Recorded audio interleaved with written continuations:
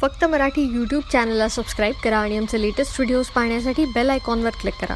Latest अपडेट्ससाठी आमचा Instagram, Twitter आणि फेसबुक हँडल्सना फॉलो करा.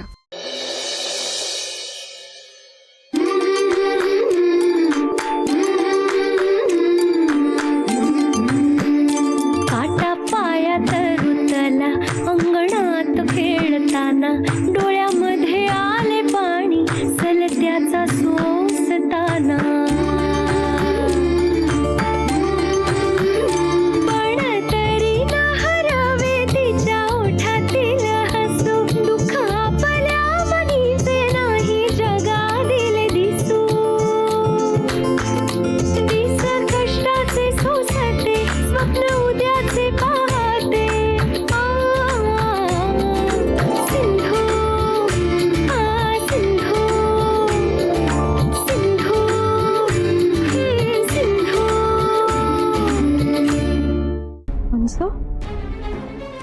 अहो इथे फक्त माझ्याच दागिन्यांचा डबा आहे. तुझं घर, तुझी खोली, तुझं कपाट, तुला माहित नाही डबा कुठे गेला? असं कसं होईल? असं झालंय वहिनी. कोंबडं झाकलं म्हणून उजाडायचं राहत नाही. दागिने चोरीला गेलेत हे सत्य आहे. वहिनी फार विश्वास ठेवला होता ग मी तुझ्यावर, पण तू विश्वासघात केलास. माझं आयुष्य उद्ध्वस्त केलंस तू, एवढं लक्षात ठेव.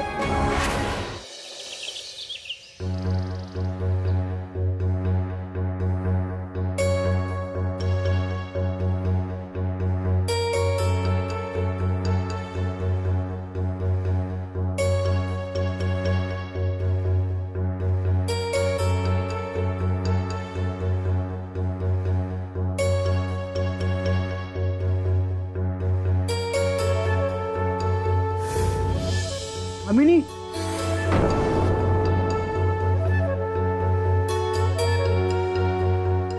भामिनी थांब. कुणाचे दागिने थे? माझे दागिने आईनी नाही का दिले? आईने? हो. आत्ता एवढे दागिने देण्याचं काय निमित्त घडले आता? हे बघा, दागिने खरेदी करायला माझ्या आईला निमित्त लागत नाही. निमित्त लागायला ती काही अष्टपुत्रांच्या घरी जन्माला नाही आलेली. तिच्याकडे आहेत पैसे म्हणून केलीये तिने माझी हौस. तुम्हाला त्याचं काय? भामिनी थांब. तुझी हाऊस होते ग, पण मला ऐकून घ्यावं लागतं. त्याचं काय? ऐकू देत मग. तुम्ही काहीही करत नाही म्हणून आम्ही काय आमचं मन मारून राहायचं का? हो, माझा गोपाळची हौस मौस आपला घर खर्च देखील माझी आईच करते. समजलं ना? मला काही नाही. आणि त्याचं व तिचा अपमान करताय तुम्ही. मला कशाचीच काही पडलेली नसते ना. स्वाभिमान दाखवायचा, त्याच्या नावाने बोंब सगळे. मला विचारतात कोणाचे दागिने आणि निमित्त काय आणि काय काय.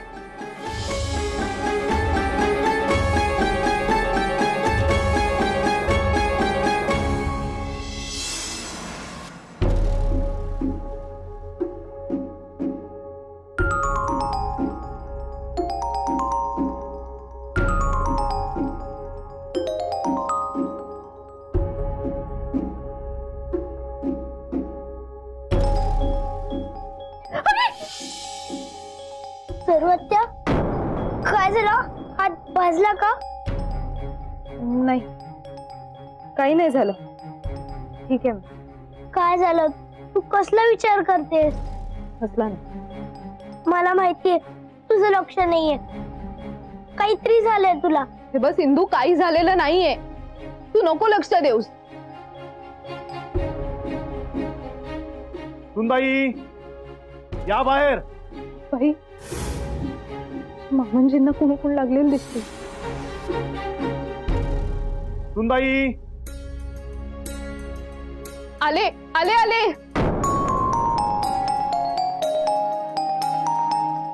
तू थांब, येऊ नकोस. मी बघते. तू चुलीकडे लक्ष दे.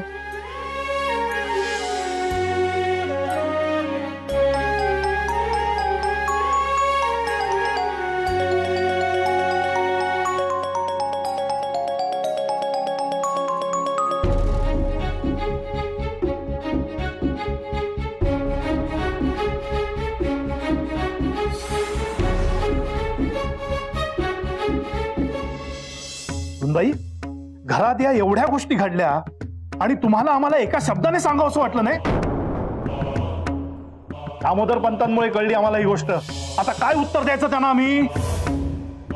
मामनजी, चुकलं माझं. तुम्ही दोघी मिळून परस्पर काहीही निर्णय घेता, याबद्दल घरातल्या मोठ्यांना काही सांगावं, त्यांना काही कल्पना द्यावी असं वाटलं नाही तुम्हाला? हो, आमची गोष्ट सोडा, पण निदान तुमच्या सासूबाईंना तरी सांगायला हवं होतं. अगं एरवी एवढ्या जबाबदारीने वागतेस ना तू, मग दागिन्यांचा एवढा मोठा घोळ कसा काय घालून ठेवलास तू? आता काय सांगायचं आम्ही जावई बापूंना?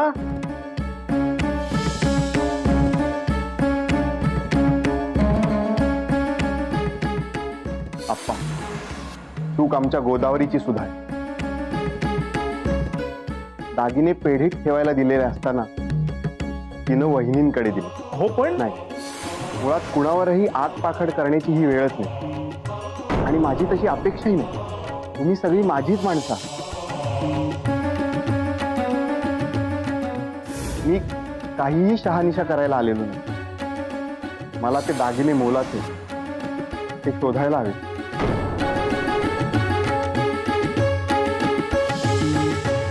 आपण फौजदारांकडे जाऊया. चला. दामोदर पंत, तुमची काळजी मी समजू शकतो, पण चोर सापडायलाच हवा. चला. थांबा मामनजी, खरं तर चूक माझीच आहे. तुम्ही मलाच फौजदारांकडे घेऊन जा. मीच खरी अपराधी आहे. आधीच जर जबाबदारीने वागला असता तर ही वेळ आली नसती. पश्चात बुद्धी आता काही कामाची नाही. चुकलंच माझं. मीच मूर्खपणा केलाय. सर्वत्या तुझं नाही, माझंच चुकलं. मीच तुरुंगात जाते. अप्पा आजोबा, तुम्ही मला शिक्षा करा. मीच ते दागिने घेतले आहेत.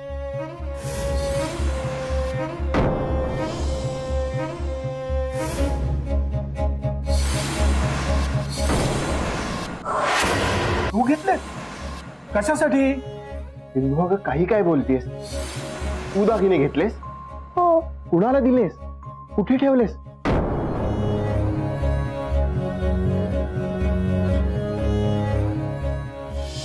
सिंधू, अगं काहीतरीच काय बोलतीयस तू? ते दागिने कुठे ठेवले होते हे तरी माहितीये का तुला? सिंधू, तू कुणाच्या सांगण्यावरून घेतलेस दागिने? ते मला सांगता नाही येणार. तुम्ही मला शिक्षा द्या, पण सर्वत्र नको. अगं सिंधू, तुझ्या सुरू हप्त्याला मी ओरडू म्हणून सांगतेस ना तू हे? नाही. म्हणजे खरंच तू दागिने घेतलेस? हो,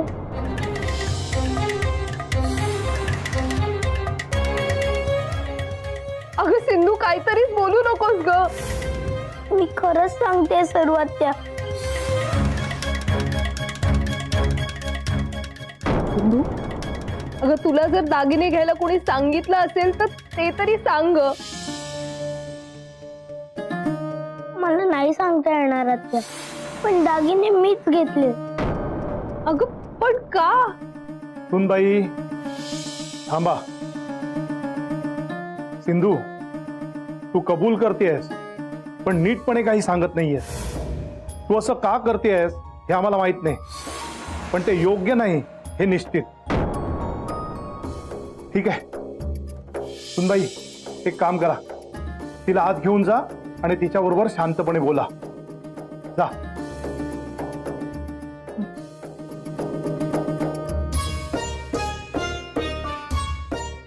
देवव्रत,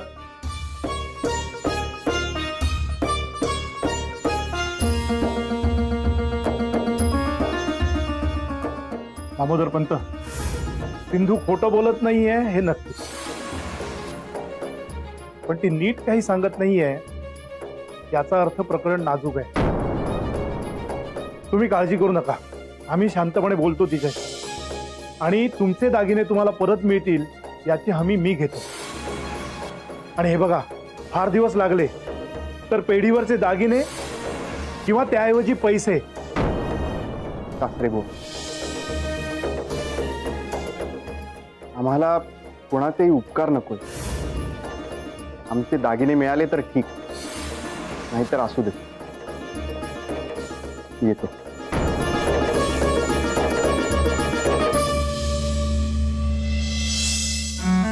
वहिनी, अहो काय झालं? खूप वेळ घरात दिसला नाहीत म्हणून तुम्हाला बघायला आलो. काही नाही झालं. वहिनी काय झालं? तुम्ही एवढ्या उदास का दिसताय? काही नाही. माझी कर्म आणि माझी दशा माझ्यापाशी. नाही वहिनी, असं कसं? तुमची दुःख म्हणजे या घराची दुःख. तुम्ही या घरातली लक्ष्मी आहात आणि घरातली लक्ष्मी तसं रडत बसायला लागली तर कसं होणार? हा, आता तुम्ही जर का मला या घरातला सदस्यच मानत नसाल तर. अहो भाऊजी, असं का बोलताय? सांगते. अहो, घरात दागिने सुरक्षित राहणार नाहीत म्हणून ते मी सरस्वती बहिणीकडे नेऊन दिले होते, तर तिथून सुद्धा ते गायब झाले. हो, अहो काय सांगताय वहिनी? म्हणजे आभाळच कोसळलं की आपल्यावर? तरी मी तुम्हाला सांगत होतो की तुमच्या माहेरी तुमची काहीही किंमत नाहीये. त्यांच्या निष्काळजीपणामुळेच हलवले असणार आहेत सगळे दागिने. नवे मी तर म्हणतो त्यांनीच डल्ला मारला असणार आहे त्याच्यावर. भाऊजी, हो, असं का करतील ते? याच तुमच्या भोळ्या स्वभावामुळे तुमच्या नशिबाचं घोडं अडतं वहिनी. जग जसं दिसतं तसं नसतं वहिनी. जरा डोळे उघडून बघा. दुर्दैवाने विलास जे म्हणतोय ते खरंय. आपणच डोळे झाकून विश्वास ठेवला. आणि सगळ्यात धक्कादायक म्हणजे दागिने गायब होण्याशी सरस्वती वहिनींचा काहीच संबंध नाही. सिंधूचा आहे. अहो, पण सिंधूने काय केले? तिने दागिने घेतल्याचं कबूल केलंय आप्पासाहेबांसमोर. अरे काय सांगतोयस दादा? का, कशासाठी हे माहित नाही. ती सध्या काहीच बोलतही नाही आणि दागिने कुठे ठेवलेत हेही सांगत नाही. सरस्वती वहिनींवर बालंट आलं म्हणून तिने कबुली तरी दिली, नाहीतर सगळंच कठीण होतं. आप्पासाहेब म्हणालेत की तिच्याकडून माहिती घेऊन दागिने परत देऊ म्हणून. पण जे घडतंय ते खचवून टाकणार. या सगळ्याशी लढून थकलोय मी आता गोदावरी. अहो, असं काय करता? आपण बोलू ना सिंधूशी, सगळं ठीक होईल. काहीतरी मार्ग निघेल यातून. ती सांगेल सगळं. मी आणेन शोधून दागिने. तू कशाला घेशील दागिने? नक्की काय झालंय सांगशील का मला? ए सिंधू, अगाशी गप्प बसू नकोस बाळा. हे प्रकरण खूप गंभीर आहे, समजतंय का तुला? आप्पा आजोबा किती चिडले ते बघितलंस ना तू. आणि तू नीट काहीच सांगत नाहीयेस त्यांना. सिंधू, तू खरंच घेतलेत का दागिने? अगं पण का? कशासाठी घेतलेस? कुणासाठी घेतलेस? सांग बरं मला. हे बघ, तू न विचारता कुठल्याही गोष्टीला हातही लावत नाही एरवी. मग आज अचानक? मला माहितीये कुणी सांगितल्याशिवाय तू हे दागिने घेणार नाहीस. मला त्या व्यक्तीचं नाव सांग बघू. कोण आहे ते? सांग बघू मला. सिंधू, मी सर्वज्ञ आहे ना ग तुझी. मलाही नाही सांगणार आहेस का ग? मी नाही सांगू शकत. अगं त्यात काय आहे न सांगण्यासारखं? हे बघ, तू घाबरू नकोस. तू फक्त मला सांग, मी दुसऱ्या कुणालाही सांगणार नाही. आपण जाऊन ते दागिने परत घेऊन येऊ. मग तर झालं.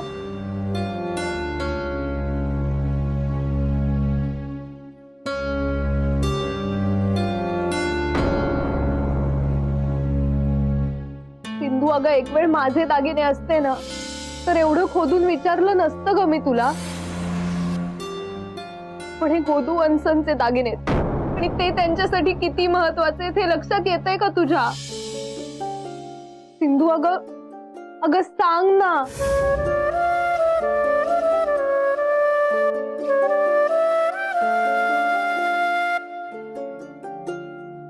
बरं ठीक आहे, हे बघ मी ना आता 10 पर्यंत आकडे मोजते, त्याच्यात मला नाव सांगू चालेल? बघ 1 2 3 4 5 6 7 8 9 10.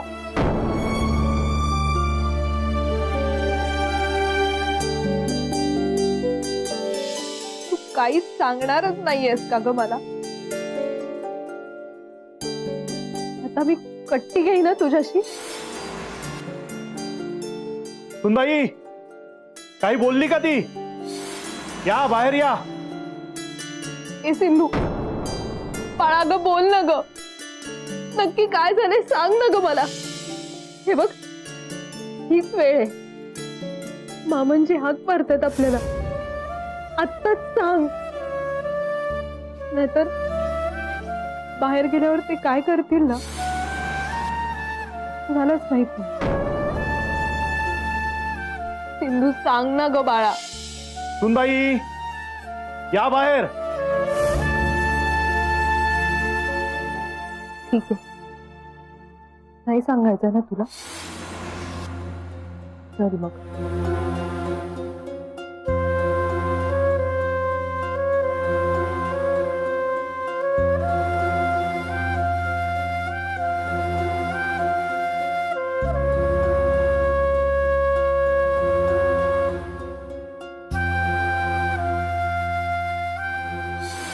बाई, काय झाले?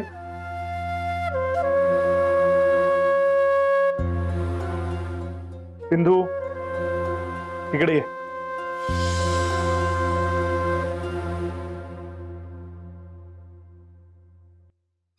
सिंधू, तू तुझ्या सरू आत्यापाशी सुद्धा काही बोललेली नाहीये.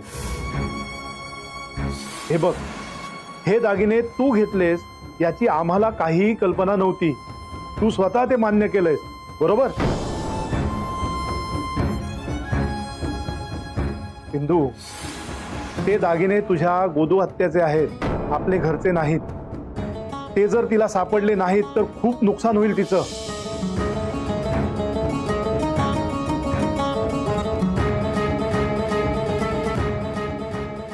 हे बघ बाळा, ते दागिने जर नाही सापडले तर त्यांच्या घरी कुणाला जेवण मिळणार नाही.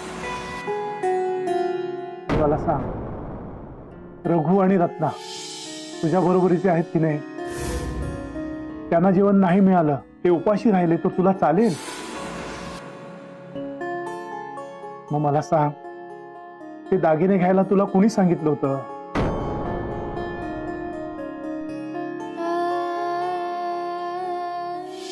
कठीण आहे. तुझा आमच्यावर एवढाही विश्वास नाही, हा आम्ही आमचा दोष समजतो. ठीक आहे, तुझा निर्णय झालाय, तू काही सांगणार नाहीयेस. मग आता आमचाही निर्णय आहे.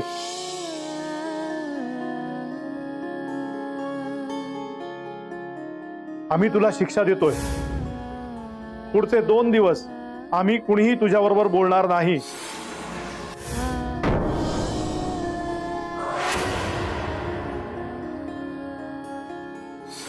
मामनजी आहो. आणि पुढच्या 2 दिवसात तुझा निर्णय बदलला नाही तर आम्ही तुला फौजदाराच्या स्वाधीन करू.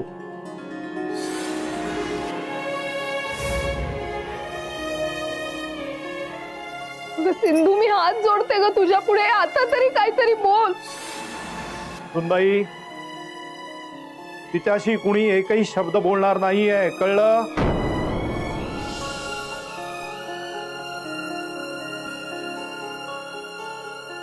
चला.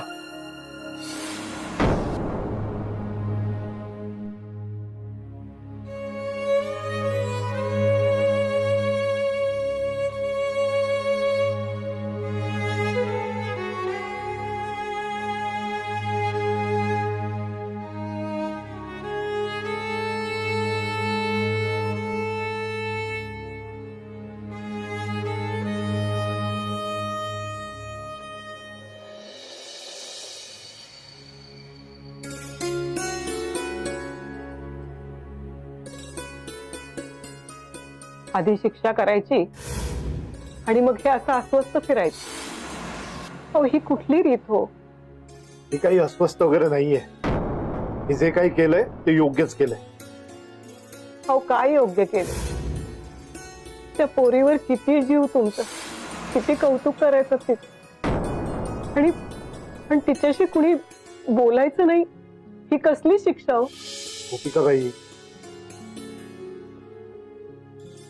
हे बघा, मला तिचं आजही कौतुक आहे, पण चुकीचं वागल्यावर शिक्षाही होणारच. अहो ती एवढी गुणाची मुलगी, दागिने वगैरे घेतल्याचं सांगतेय, पण हे तिचं काम नाही हो. तिचा बोलविता धनी कोणी वेगळाच असावा. भीतीपोटी किंवा दुसऱ्या कुठल्या कारणाने ती असं सांगत नाहीये ना, हे लक्षात यायला पाहिजे हो तुमच्या. नाही, मला मान्य आहे, तिला कोणीतरी फितवलं असेल, घूस लावली असेल, पण आपण प्रेमाने विचारतोय ना. बरं आमचं सोडा, तिची लाडकी सरू आत्या, तिलाही तिने दाद दिली नाही. आता याला काय म्हणायचं? हो सांगेल ती, थोडा वेळ तरी द्या तिला. गोपिकाबाई, हो एवढा वेळ नाहीये आपल्याकडे. आपल्या मुलीचे मौल्यवान दागिने आहेत होते, आणि तिच्या घरची परिस्थिती ती तर तुम्ही जाणतात. बरं आपले जावई ते स्वाभिमानी, त्यांना आपली कुठलीही मदत नकोय. शेवटी सगळे उपाय थकले म्हणून सिंधूला शिक्षा केली आम्ही. हे बघा, तिला शिक्षा करणं हा हेतू नाही. या प्रकरणाचा उलगडा व्हावा असं आम्हाला वाटतं. गोपिकाबाई, तो आपल्या गोदावरीच्या संसाराचा प्रश्न आहे. हवा श्रीहरी श्रीहरी.